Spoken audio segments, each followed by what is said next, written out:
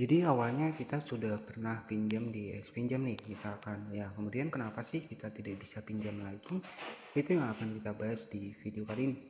Jadi kita langsung masuk di aplikasi dari Shopee ya, dimana untuk pinjam sendiri ini berada di dalam aplikasi dari Shopee ya. Jadi selain pinjam ada juga Cbank, ada juga paylater ya. Jadi kenapa sih kita tidak bisa pinjam lagi? Artinya kita pernah pinjam tapi tiba-tiba ketika kita pengen meminjam yang kedua misalkan ini tidak bisa. Apa sih untuk penyebabnya?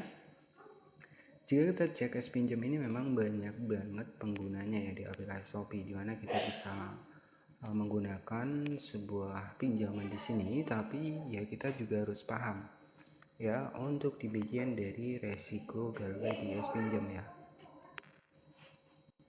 Nah, jika kita cek di sini, ya untuk pinjam sendiri ini adalah PT Lentera Dana Nusantara berizin dan diawasi juga oleh Otoritas Jasa Keuangan. Dan di sini untuk aktivasinya, ya kita harus verifikasi KTP, data diri, dan juga yang lainnya.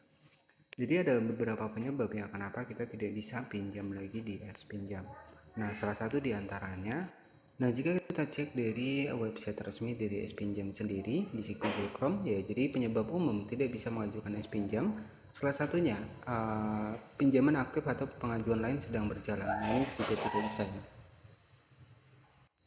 Nah, kemudian di sini itu juga ada yang namanya adalah riwayat kredit buruk. Nah, jadi kalau riwayat kredit buruk ya, ini bisa menjadi sebuah pengaruh ya kenapa untuk di bagian dari pinjam sendiri kita tidak bisa pinjam ya.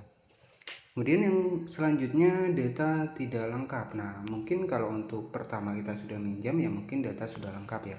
Kemudian skor kredit belum memenuhi syarat. Nah, jadi kalau kita ada keterlambatan pembayaran itu bisa menjadi pengaruh besar ya terhadap pinjaman kita di Cbank, dan itu mempersulit buat kita mengajukan pinjaman. Jadi kalau saran saya ketika kita sudah melakukan sebuah pinjaman di pinjam, nah misalkan kita ada keterlambatan di paylater, nah itu juga bisa menjadi penyebab ya. Jadi untuk solusinya ya kita harus lancar dalam proses pembayaran angsuran pinjaman. Nah, jadi seperti itu ya.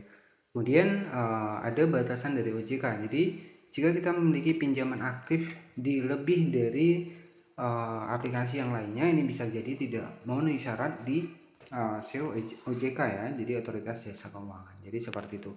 Nah, solusinya ya kita perbaiki. Kalau memang kita ada tunggakan di aplikasi lain, ya kita lunasi. Karena memang pada dasarnya ketika kita punya banyak pinjaman di aplikasi yang lainnya, yaitu juga akan tampak ya. Jadi seperti itu ya.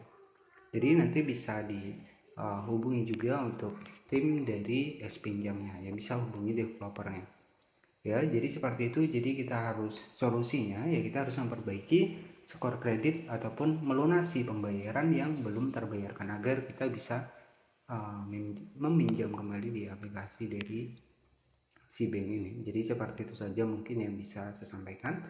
Salah satu penyebab kenapa tidak bisa pinjam lagi nih. Jadi kita harus memenuhi syarat ya, dan skor kredit kita juga harus bagus ya agar kita bisa meminjam lagi.